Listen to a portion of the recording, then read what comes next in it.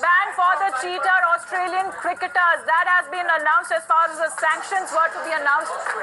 1 year ban that has been announced for these cheater Australian cricketers as well. This announcement was to be made by Cricket Australia, terming as far as these 3 cricketers are concerned. Let me also bring in our executive editor, Hector Kenneth, who is joining us live at this point in time. Hector, take us through the details. Yeah, what we're learning from Australian media, and this is Peter Lalla, the journalist, he's tweeted just now that there has been 1 year, word is out, Smith and Warner out for 12 months, Cameron Bancroft out for 9 months, first 2 back for World Cup, then Ashes, then Bancroft can play later this summer. So obviously these significant sanctions have now been announced, which means that both Steve Smith and David Warner will also be out of the IPL, because the 12-month ban is for all cricket, irrespective of any form. So the Indian Cricket Board has to follow the same. They will obviously not be playing for their franchises, at least this IPL. Further down the line, after the 12-month sanction, it remains to be seen in what form will they be playing cricket. But according to the Australian journalist, it appears that David Warner in particular, his career is pretty much over. Hello everyone. Welcome to your channel, Knowledge 360 for you. And yes, you lovely guys, if you are new to this channel, then appreciate our effort by subscribing your own channel. So let us begin the video.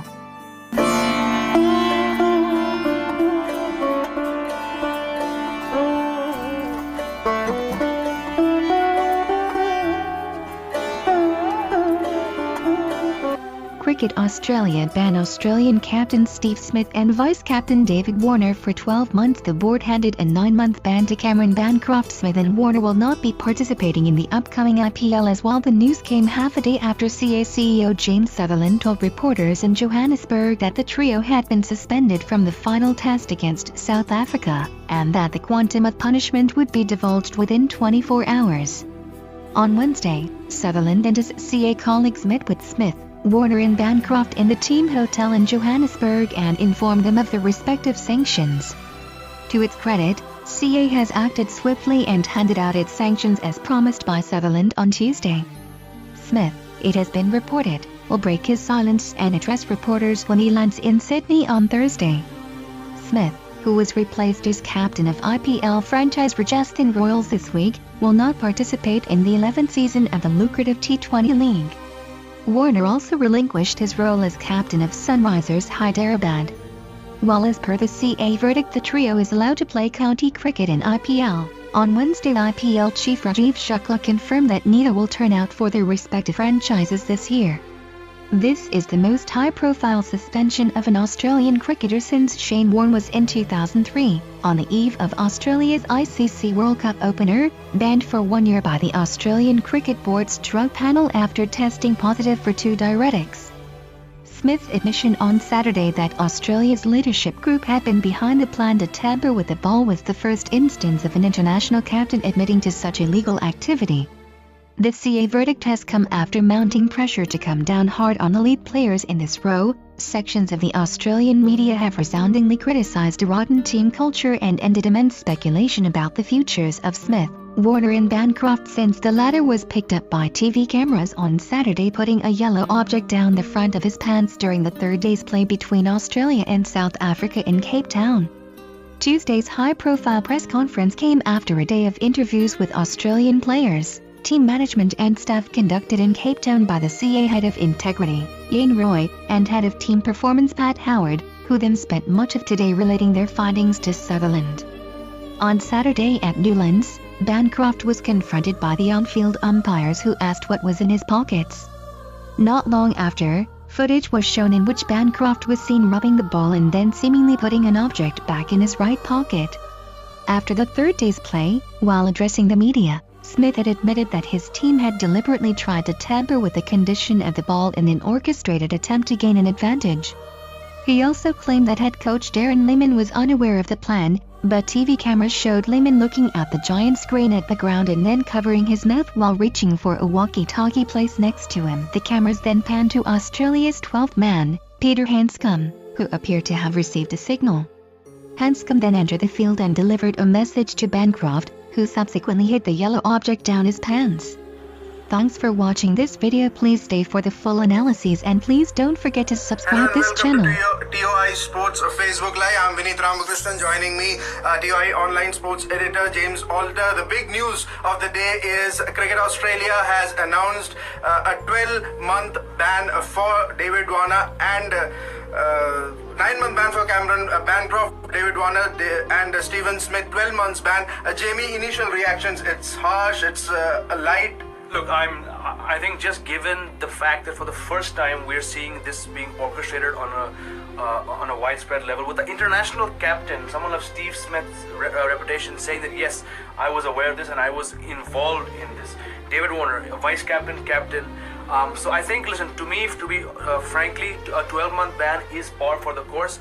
There's been a lot of uproar in the media, social media, within our fraternity and the public. A life ban, this and that. A life ban was always going to be off the table. It's something, there haven't been that many life bans for match fixing. And all said and done, in the hierarchy of ICC's list of crimes, ball tampering does not rank very high. The ICC, to be fair, acted within its boundaries. It gave Smith, docked him his match fees, which is nothing in this day and age of lucrative T20 money. It gave him a one-match suspension. The focus was always going to be what Cricket Australia would sanction these three players with. They also acted very swiftly. We've seen the outcry from the Australian public, the media. Their Prime Minister, in fact, held a press conference in Sydney over the weekend saying, this is a shame, we have to take action. So given all the pressure of, from the government, their own sports ministry, action had to be taken. And look, you look at it, they've cheated, yes. Yeah. They haven't fixed any match. So a 12-month ban, really, while it's been unheard of, a precedent had to be set, and I think it's fair. Now, what's the difference between 12 months and 9 months? Not much. I don't know what the thinking was there. Look, Cameron Bancroft, we all know he's the youngest guy in the team, and these are the players who they probably felt they could, use the most. David Warner was the man who always shined the ball for Australia. During the last test, he was seen with heavy bandages on his finger, came under scrutiny. Bingo, that job then goes to Cameron Bancroft. He was the guy who the cameras caught, and like I said, I think this is a fair punishment. A precedent had to be set. Precedent has been set, but the thing is, it's just Steve Smith, David Warner and Cameron Bancroft. Remember, Stephen Smith talked about a leadership group, and now eventually you're talking about just two guys in that group, Bancroft and David Warner. CA earlier today gave a clean sheet to Darren Lehman, but video footage from that match really showed Darren Lehman on the walkie-talkie communicating to Hanscom, so it could be more guys. So here's the thing as we see it. Two things stand out. One, when Stephen Smith sat down next to Bancroft on Saturday after the controversial third day's play at Newlands, he used two words, leadership group. Yeah. Was that a statement to deflect from something larger? Was it actually leadership, meaning the captain and the vice captain? But when you use the word group, a group normally doesn't imply 2 to 3 people. It's a bigger picture. Or the fast bowlers involved. Was Darren Lehman involved? Smith that very same day said that Darren Lehman, the coach, was not involved.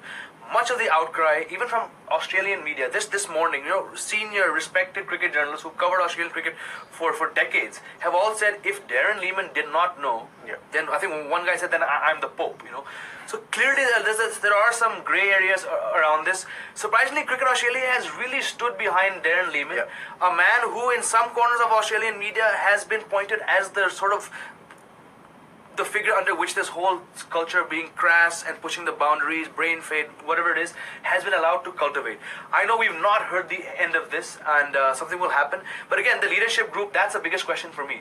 I somehow don't believe that it was just these two players and Bancroft brought in. And also what it throws open is the fact that you talked about David Warner being seen heavily bandaged during the previous matches as well. Specifically talking about the Ashes, there was another video footage of Bancroft spooning a bit of sugar into his pocket regarding the same thing. Ashes, Australia went on to win it.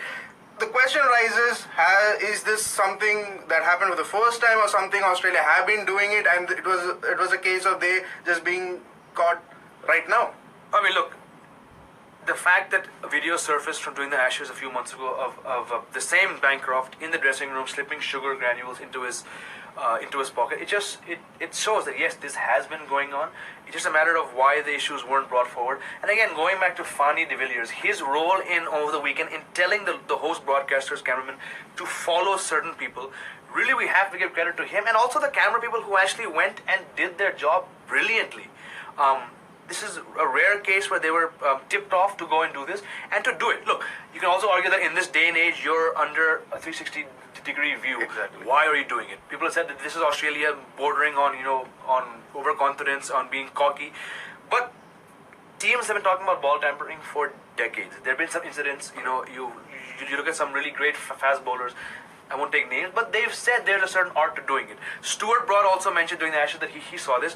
I don't think this is the first time this has been happening. Yes, it's the first time that people have been caught on such a wide scale. And that's why Stephen Smith had to front up to the media and say, look, this happened.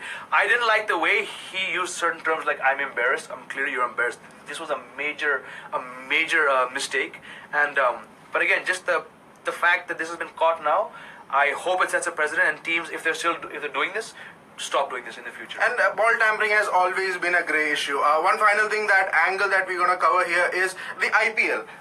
Stephen Smith has stepped down from the captaincy of Rajasthan Royals. David Warner has stepped down. Smith won't be playing in the IPL. Warner's participation is doubtful. How does it throw it up for the IPL? I think one point we haven't also spoken about yet is the fact that these players have 6-7 days to appeal against this. I don't see anything happening there. And when you've been banned by your governing body, I don't think any other league is going to want you. There's some talk of the BCCI having the final call on whether Warner and Smith appear in the IPL, which starts hardly April 7th. But given the fact that all this happened, it wouldn't make any good sense for these players to turn out and take big bucks from a lucrative league like the IPL when they won't be playing for Australia for a year. The thing is now with these two players not captaining their franchise, it'll also be the first time that all 8 franchises in the IPL are captained by Indian captains. Some talk about perhaps Kane Williamson getting the leadership of Sunrisers Hyderabad. But look, losing players, especially of David Warner, who's been so inspirational for Sunrisers Hyderabad, both as a batsman, as a fielder. I mean, the amount of times he's followed up blazing innings with innings where he's batted out 20 overs, especially on that tacky surface in Hyderabad, playing out 20 overs for like 70, 80 not out in wins. Losing him as an opener will hurt them more than as a captain. They have Shikhar Dhawan and some other guys. And then Smith, I mean, he was always a good figure for Rajasthan Royals. Then he took Rajasthan Hyderabad after Dhoni into the knockouts. So leadership will be a factor with these two franchises. We'll miss them. But like I just said, it would be wrong of these players to turn out in the IPL having been banned for a year. And lastly, the way CA has really went about the investigation, it's been really swift and in a way precedent by the boards as well in dealing with such situations. Yeah, even yesterday in Johannesburg, a late night our time, watching James Sutherland give a very emotional press conference. Look, I don't think he's a man who's very popular among cricketing circles, but you could tell that this guy was really pained, really burdened down by the fact that he had to do this. And once he spoke in Sydney on Sunday, and then the Australian Prime Minister spoke out and really put the focus on them to really punish these cheats, as he said, which had tarnished the reputation of Australian sport as a whole. They had to act fast. Two members of CA were sent to Cape Town that very day. Yeah. They did a day of meetings with Australian players, management and team. And then once James Sutherland linked up with them on Tuesday, it was a matter of him being briefed. I thought they would take the call last night in that press conference. They probably wanted to, take some more time to just take a break, speak to the 3 players, maybe take legal counsel. Would other boards do this so swiftly? Some would, some wouldn't. The BCCI perhaps in this situation would perhaps not have done this. Yeah. I was talking about this with a common friend of ours. He said that if it was the Indian team, at the end of day 3, the media manager would have walked up and said, please, no questions on the ball tampering, let's move on. So really what CA has done, we have to commend him. Debates will rage about whether 1 year is too harsh or too light and all this stuff, scapegoats and all. But look, a precedent had to be set, and I really believe that this will really put people off from doing such activities in the future. So to summarize, 3 fall guys, Stephen Smith, David Warner, Cameron Bancroft, one of the murkiest sagas of Australian cricket as well. You wanted to add something? There's also one thing which we're reading about, especially with the Australian media, who really have a pulse of what's going on. The fact that since all this happened, Warner has apparently gone rogue. Yeah. He was apparently drinking champagne late night. He reportedly removed himself from a team WhatsApp group. Senior players saying that they don't want to play with him anymore because they felt they threw him under the bus. Nathan Lyon, Josh Hazelwood, Pat Cummins, and Mitchell Stark, apparently. And looking back a few weeks, it's been a horrible tour for David Warner. Has not scored runs, got in the controversy of the tape, the whole Warner Peacock saga. So it's really, I mean, I know a year ban is it's only 12 months, and both he and Smith can both come back from the World Cup. But how Warner picks himself up, he's been a very volatile figure, a polarizing figure both on the field and off the field. Has overcome a lot of personal problems and to become a fantastic batsman. But the lack of form, question about his attitude, if there's a tumult within the team over him, I think he's the one who's really going to have to look in the mirror and say, do I have it to come back and play international cricket again? So it's banned for three guys, Cameron Bancroft, Stephen Smith and David Warner. But as Michael Clark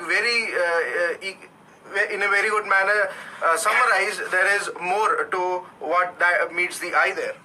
Much more, and I think there's going to be a lot of debate going on for the next few weeks to come, and how these three players come back, how they're accepted, and what they do in the next 12 months to stay relevant. I mean, look, you have, in a sense, you do feel for Smith in a small way, because he was a guy on the path to greatness. No matter what he does, comes back, that word cheat, the tag is always going to be next to him. So it's been a sad scene of affairs for the last few days, and hopefully things improve with this ban.